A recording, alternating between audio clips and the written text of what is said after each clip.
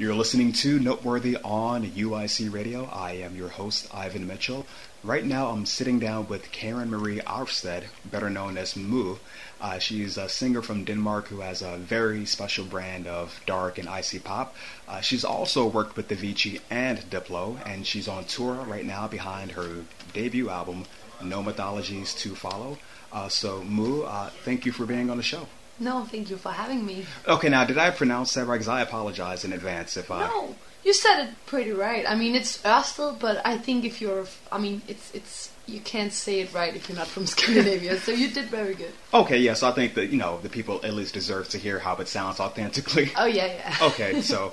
now, the album title, No Mythologies To Follow, how exactly did you come up with that, and why did you decide to go with that for the album? Yeah, well, it's because... I mean, No Mythologies To Follow. It's a reference to how I see it. Like nowadays, we don't have. I mean, we have religion still and all these things, but as a young person in this modern world, Western society, it's almost become the social media and the media who preach the new Bible. And so it's about now to we live in a me generation, and we all have to find each our individual way or path to navigate through this kind of crazy modern society. So it's called No Mythologies To Follow because we live in a world where we have to make up our own mythology and find our own way. Oh, okay. Yeah, so I can kind of sense that now. I mean, just as far as thinking of some of the songs. So I'm going to look at it with brand new ears now when I go back to it. Okay, so the main producer on the album, Ronni Vindahl, he's one half of the Boom Clap Bachelors, who are, they're pretty well known on the underground R&B here in the United States. And, along with Quadrant, it seems like Denmark wouldn't exactly be the first place you would find such, sensual, such great dark R&B music. And I guess not. Yeah, just from the outside. I mean, I'm not sure what's going on there, though. No, but I guess you're right. I mean, I don't really think that much about it, but... No, well, it's just something that people, like music geeks like me, they pay attention to, like the whole Scandinavian thing. You guys have, a good handle on R&B. But what I was curious about is just from your own experience, how did you start discovering hip-hop and R&B and genres like that? Yeah, well, I first discovered when I was 19 or 20, actually, so it's only 5 years ago. Because, before that, in my teen years, I was very much into punk and grunge music, and before that, before I became a teenager, I was into the most cheesy pop you could ever imagine, But then in my, as I said, very early 20s, I got this boyfriend who were totally, he knew everything about hip hop and R&B and beat music like that. And so he gave me all his music on his iTunes, and I started listening, and I just got totally hooked and addicted. And it was Jay Dilla was one of my biggest legendary. Yeah, totally great. And MF Doom, Mad Villainy, that. Oh yeah, the whole with Mad Lib, yeah, terrific album, yeah. Wonderful. And but also then, of course, I also discovered MIA, Santigold, and that stuff, and it just appealed to me. Hardcore. Okay. Well, so how did you hook up with Ronni, and why do you think he's such a good fit for you? Yeah, well, actually, because we had the same manager, and we have had that for. I mean, my manager Bjorn, he discovered me for 4 years ago, and he's been working with Ronni at the same time, But then it actually came as a coincidence because I was in New York on an internship because I went to art school, and.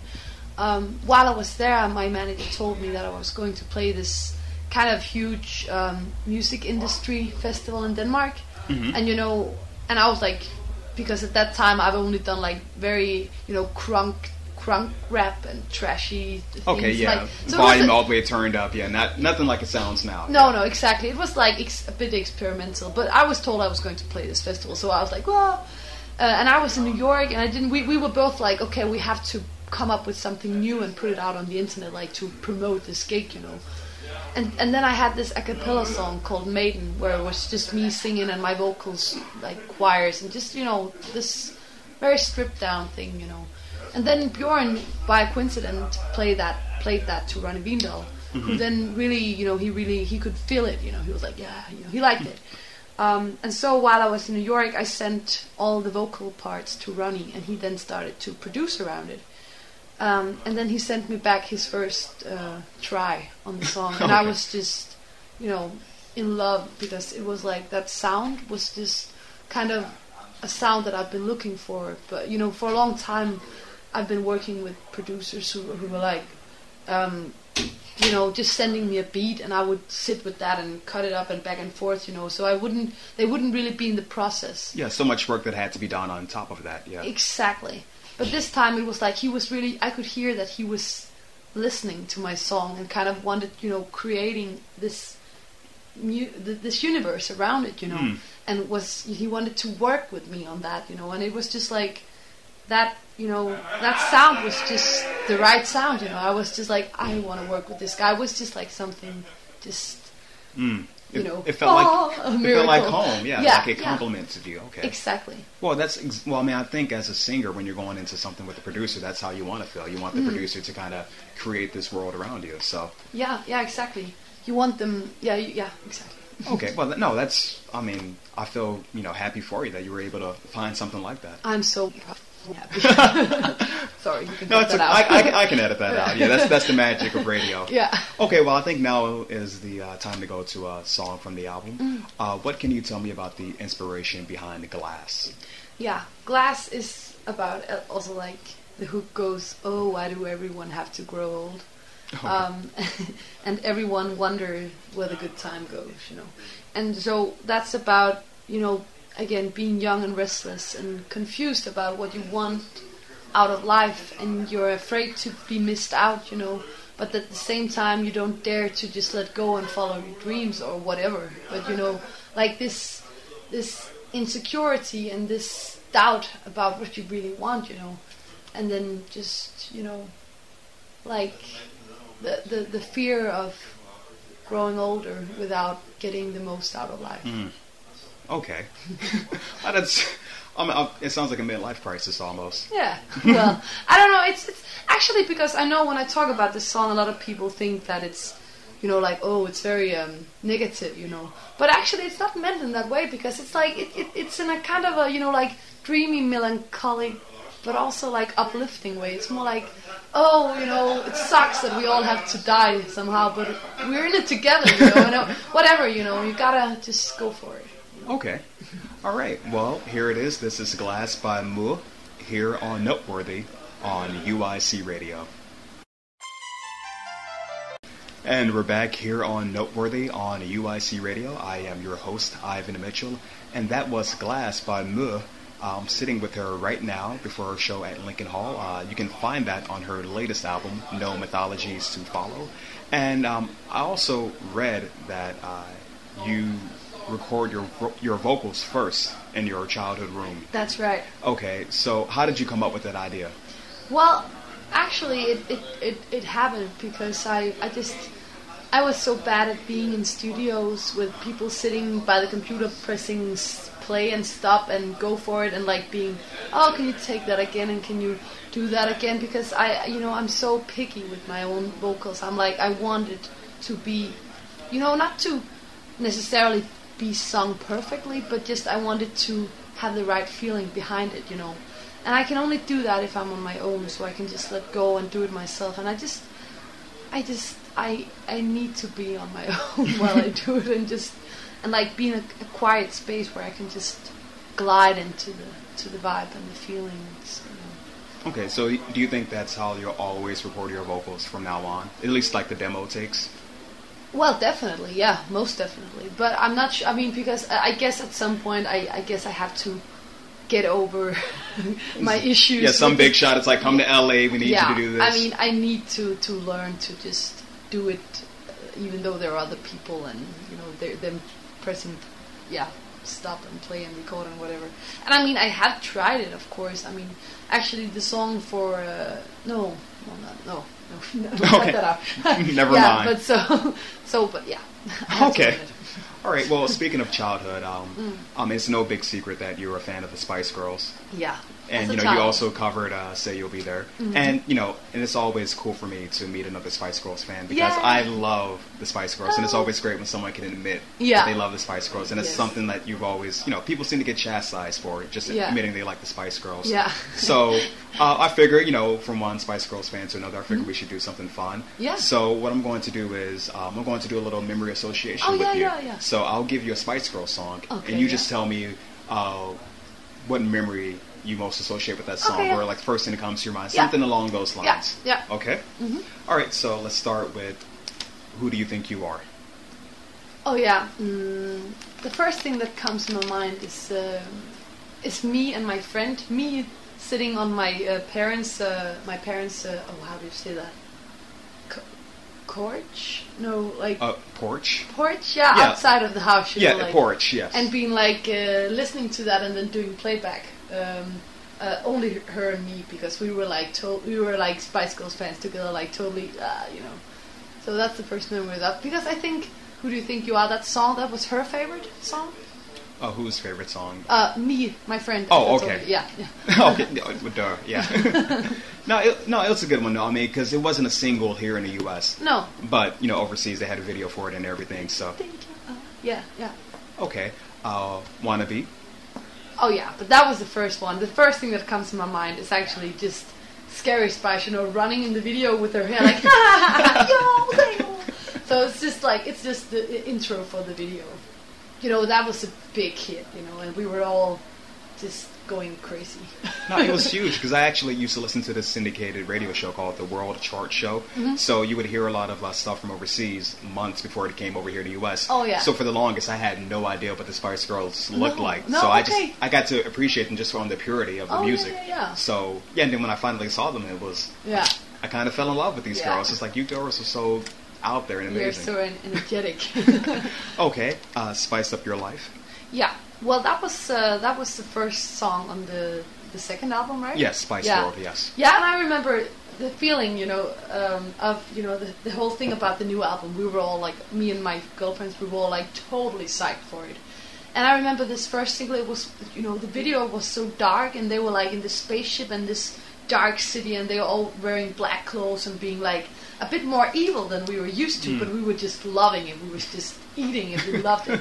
And and it was exciting, and it was new, but it was still hooky, and it was still them. It was just great. Okay, and the final one, Too Much. Too much of something. Oh yeah, but that was, I don't even know if it's about love, but it was like this, like, a ballad, like slow song, and it was always like that with their ballads, all. Me and my girls, we would just be like, like being, pre-hard edge, like, even though we never tried a hard edge, but just being like, imagine what it must be like. So I just remember it from that, actually, like sitting in, like the place you go after school, like where you're hanging out after school. Yeah, it's like, I guess, the playground or maybe after school. Something, exactly, like, and just hanging out and listen to that and be like, like the despair of young love. Yeah, exactly. Yeah, Too Much is actually, that's one of my favorite songs of all time. It is a good one. Yeah. It placed in my top 100 when I did an actual list of my favorite songs. It was like 70, and it was... Sure, yeah. But it is a good song, and I mean, the Spice Girls did a lot of good songs. They did, and that's why I'm a fan, and it's so nice to meet a fellow fan. Yeah. Okay, well, I think it's time to go to another track from the album. What can you tell me about Red and the Gray and how it was created? Yeah, it was a song that took a long time for me to make, to finish up, because, I don't know why, but, it took some time before I had all the vocal parts ready for Ronni.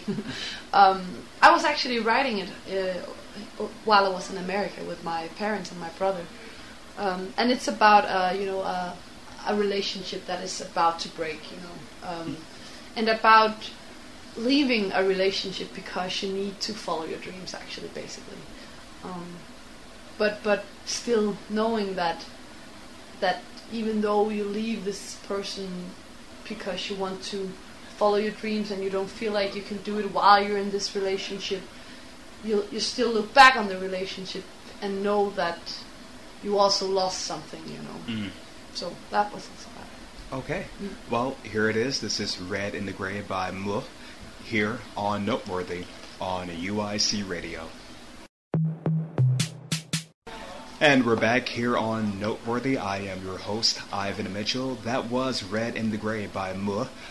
Sitting with her right now before her show at Lincoln Hall. You can find that song off of her debut album, No Mythologies To Follow. And Karen, usually on the show, I always ask my guests to share a song. It could be something old or new, just as long as they're passionate about it, something that's taking their attention. What song did you want to share with me today, and why is it worth sharing? Yeah. Well, the song I want to share is The Wheel by SOHN, SOHN. And the reason why I want to share that is because, you know, obviously it's a song that I have listened a lot to these past months. And his debut album is actually also just out now. And I mean, I think his way of production and his songwriting is so, I think it has so much depth to it. And it's very fresh in the sound, and it's melancholic. Yes. But still uplifting in a way, and I love the minimalism also because it has a lot of space, but still these but still some brutality and just great songwriting, you know. And I love the lyrics, you know. You can hear I'm pretty obsessed, okay. but it's it's a great track, it's a great artist. All right, well, you sound very enthusiastic about it. Well, here is The Will by SOHN here on Noteworthy on UIC Radio. And we're back here on Noteworthy on UIC Radio. That was The Will by SOHN. That was the choice by Mythologies to share with us today. So what plans do you have for the near future? Well, we have to finish up this US tour, and then we'll be staying in LA for a week to do some songwriting sessions, try to work on some new stuff and hang out. And then the festival season is just about to kick in. So what festivals are you going to be at? Well, we're flying directly from the US to SOHN, yes, in Spain, in Barcelona. And then there's a lot of festivals, but I don't remember which one are official yet or which one aren't, so I have to be careful. Oh yeah, just keep it in mind. But there's a lot. Okay. All right, and I know you were talking about social media earlier, but if people want to reach out to you on social media, where can they do so? Well, I'm all on the popular ones, I guess you could say, like Twitter, Instagram, Tumblr, Facebook. Okay, so I don't know, is Facebook outdated over here? No, it's still pretty happening, but I feel like Twitter is more for the younger people, for the hipper folks. Yeah. So what are the names for your... Yeah, it's I think to all of them, it's actually, it's like the slash. Yes. Slash mo youth. And it's like mo youth. Okay, gotcha. Yeah. Okay, well, thank you so much for being on the show. And, good luck with the rest of the tour. Thank you so much, and thanks for having me.